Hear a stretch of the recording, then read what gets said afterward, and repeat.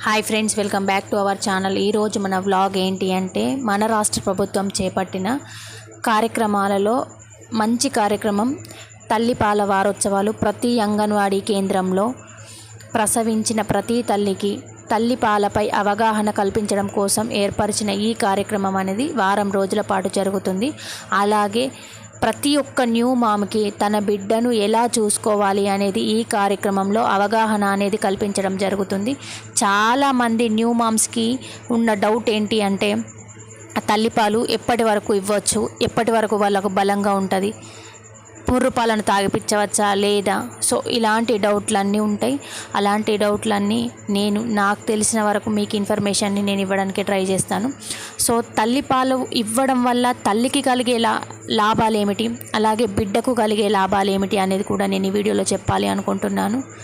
ఓకేనా ఫ్రెండ్స్, తల్లిపాలు అమృతంతో సమానం అని మన పెద్దోళ్ళు చెప్తారు. నిజంగా ఆ మాట చాలా నిజం. తల్లి పాలలో చాలా రకాల పోషకాలు అనేటివి ఉంటాయి. కానీ కొన్ని అపోహలు ఏమున్నాయంటే ముర్రుపాలు తాగించడం వల్ల పిల్లలకు వాతం చేస్తుంది, అందుకని అవి పిండి బయట పడేయాలి అంటారు. అది నిజంగా చాలా తప్పు. పుట్టిన తర్వాత కొన్ని గంటల వ్యవధిలోనే తల్లిపాలను ఖచ్చితంగా పిల్లలకు పట్టించాలి. అలా పట్టించడం ద్వారా పిల్లలకు కలిగే లాభాలు తల్లిపాల ద్వారా ఏమిటి అంటే, పిల్లలు ఎప్పుడైతే తన తల్లి రొమ్మును పడతారో పెదవులు, దవడ ఎముకలకు వ్యాయామం జరుగుతుంది. దీని ద్వారా బయట నుంచి చల్లగాలి నుంచి వెళ్ళే ఇన్ఫెక్షన్ అనేది 90% రాకుండా ఉంటుంది. ఎందుకంటే దవడలకు వ్యాయామం జరుగుతుంది కాబట్టి ఇలాంటి చెవి ఇన్ఫెక్షన్స్ అనేటివి రావు. తల్లిపాలలో ప్రత్యేకమైన గుణాలు ఉంటాయి. వీటి గుణాల వలన పిల్లలకు స్థూలకాయ సమస్యలు అనేటివి అసలే దరిచేరవు. తల్లిపాలు కాకుండా డబ్బా పాలు తాగే పిల్లల్లో ఉబ్బసం అనే వ్యాధికి చాలా వచ్చే అవకాశాలు ఉంటాయి. కానీ తల్లిపాలలో ఉబ్బసానికి కలిగించే వ్యాధికి వ్యతిరేకంగా పోరాడే గుణం ఉంటుంది. ఎప్పటి వరకు తల్లిపాలను తాగిపించవచ్చు? ఖచ్చితంగా మనం 6 నెలల వరకు ఖచ్చితంగా బిడ్డకు తల్లిపాలనే పట్టించాలి. 2 సంవత్సరాల వరకు కూడా ఇవ్వవచ్చును. సో అమెరికా లాంటి కంట్రీస్లో అయితే ఏంటిదంటే, వాళ్ళు జాబ్కి వెళ్ళే వాళ్ళు ఉన్నట్టయితే సెక్షన్ పంప్ అనే సహాయం ద్వారా తల్లిపాలను తీసి బాటిల్లో ఫ్రిడ్జ్ చేసి తర్వాత పిల్లలకు తాగిపిస్తారు. సో అలాంటి కంటే మనం చాలా అదృష్టవంతులం. తల్లికి డైరెక్ట్గా పిల్లకి తల్లికి మంచి బాండింగ్ ఏర్పడాలన్న తల్లి స్పర్శను బిడ్డ గుర్తుంచుకోవాలంటే పాలు ఇవ్వడం అనేది చాలా ఇంపార్టెంట్. తల్లి పాలలో ఇమ్యూనోగ్లోబ్యూన్స్ ఏ అనే పోషకం ఉంటుంది. దీని వలన బిడ్డ పేగులలో వచ్చే ఇన్ఫెక్షన్ అనేది రాకుండా చేస్తుంది. రోగనిరోధక శక్తిని పెంచుతుంది. దీని ద్వారా ఎలాంటి స్కిన్ ఎలర్జీలు అనేటివి బిడ్డకు రాకుండా ఉంటాయి. అలాగే మోషన్ ఫ్రీ అనేది బిడ్డకి చాలా ఉంటుంది. తల్లిపాలు తీసుకునే బిడ్డకి అరుగుదల శక్తి అనేది ఎక్కువగా ఉంటుంది. డబ్బా పాలు తీసుకున్న బిడ్డకి అరుగుదల శక్తి అనేది చాలా తక్కువగా ఉంటుంది. సో ఇది మనం తల్లి పాలనే పట్టించడం ద్వారా బిడ్డకు కలిగే లాభాలు. మరి తల్లికి కూడా ఏమైనా లాభాలు ఉంటాయా? నిజంగానే ఉంటాయి. మనం పాలు ఇవ్వడం వలన మనం ప్రెగ్నెన్సీ టైంలో కొంచెం ఓవర్ వెయిట్ అవుతాం. ఒక రోజుకు తల్లి పాలు ఇవ్వడం ద్వారా 1000 క్యాలరీలను అందిస్తుంది.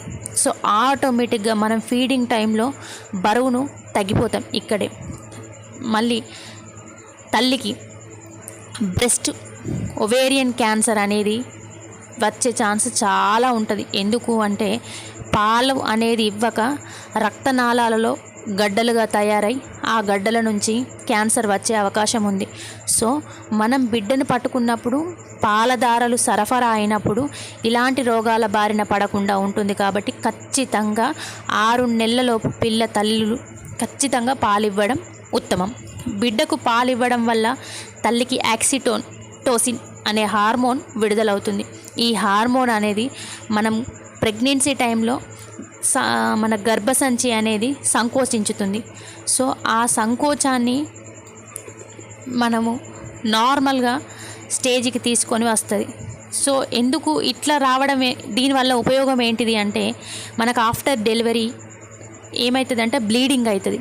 సో ఈ బ్లీడింగ్ వలన మనకు గర్భసంచి అనేది సంకోచించి రక్తస్రావం అనేది తీవ్రత తగ్గుతుంది.